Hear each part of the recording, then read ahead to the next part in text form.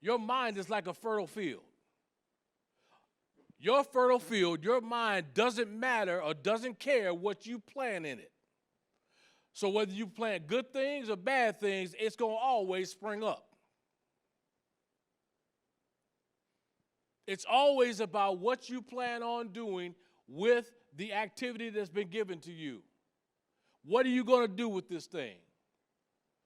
What are you going to allow in there to continue for you to keep living the way you do?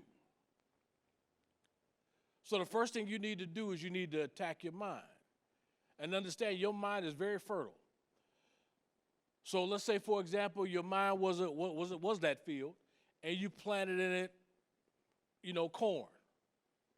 But right next to it, you plant in there nightshade, a deadly poison. No matter what you plant, it's going to grow. How many farmers I got in here? We in Minnesota, we should have one or two. God, that works.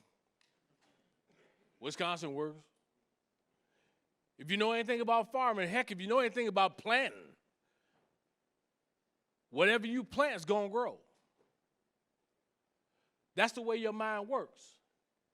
So if you keep planting your need for alcohol, your need for drugs, your need for this, your need for things that are harmful to you, that's the stuff that's going to always grow. You ever think about what makes a guy want to all of a sudden, after being broken and tore up from the floor up front, begging to get up in here, then all of a sudden after about 2 to 5 days, a week, maybe 2 weeks, maybe even a month, he's ready, he wants to walk out the door because all of a sudden he don't like something? All of a sudden the counselor who he thought was God is now not God anymore. The staff that was loving on him, he thinks they ain't loving on him no more. He thinks his roommate's out to get him. And all because of all those things and those thoughts he keeps having and planting in his head over and over again, all of a sudden he's ready to go.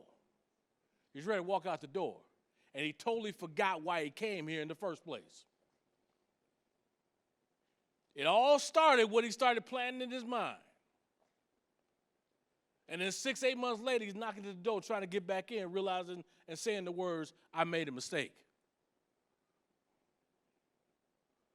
But what would have happened if you would have made the decision ahead of time and said, stop? What am I allowing myself to believe? What am I allowing myself to do? What am I putting in my thoughts in my head? What am I letting run rampant in my mind? So you got to realize that your mind is fertile territory. Whatever you plant in it will grow. And if you remember that, it's going to happen every single time. So what do you do about putting the good stuff in your mind? Well, you got to start changing your thinking. So you got to start putting things that's going to help you change your thinking. You got to put some good stuff, like what I call good seed. What does that look like? Well, it looks like the books you read. Once you get out of here, it looks like the DVD or the YouTube channels you watch.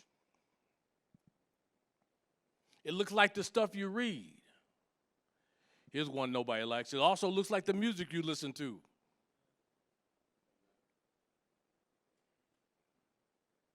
See, that same stuff that's talking to you about using, abusing, and also killing yourself, that's being planted in your mind every time you listen to it.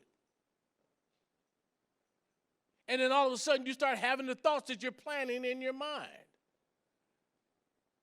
And then if you go too far, you begin to act on them. So you got to start looking at what is it you're putting in your mind. What are you putting in your thoughts?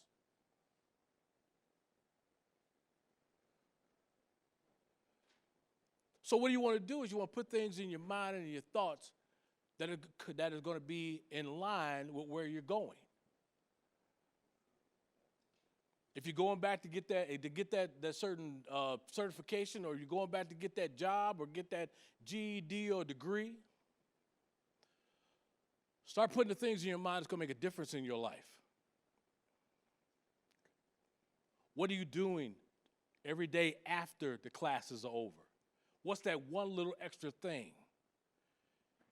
One of the great things you can ever do for yourself, man, is before you go to bed at night, is just literally take anywhere from 15 minutes to an hour. I say 15 minutes because I know a lot of people can't do an hour, and that's okay. I can't do an hour. That's why I do 20 minutes. Take 20 minutes, 15 minutes to read something positive. Read something that's going to add value to you. Read something that's going to be able to stimulate your mind to go into the right direction. Because I know what it's like, or what I've heard about how guys have these meth dreams. Anybody know anything about that? And you start thinking all crazy and all wrong. Well, that's one of the ways you combat those dreams is what you start putting in your mind before you go to bed at night. Start working on that dream process. Start working on that subconscious mind. Start putting the right things in there, not the wrong. Read trade publications in your field. Some of y'all come out of some pretty doggone good fields, make a heck of a lot more money than I do, that's for sure. But do you ever take time out to read your own trade publications? I didn't start getting good at my job here until I started reading the trade publications in my field. Because sometimes when you're on the front line, you miss a lot of things. So you got to continue to educate yourself. So you got to take that time out to do that, to educate yourself in the process to get you to where you need to be. You could take 15 minutes out of your day and do that.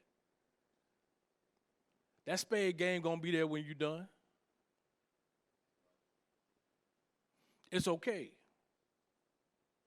Cribbage, dominoes, whatever y'all playing. Take time out to start feeding yourself.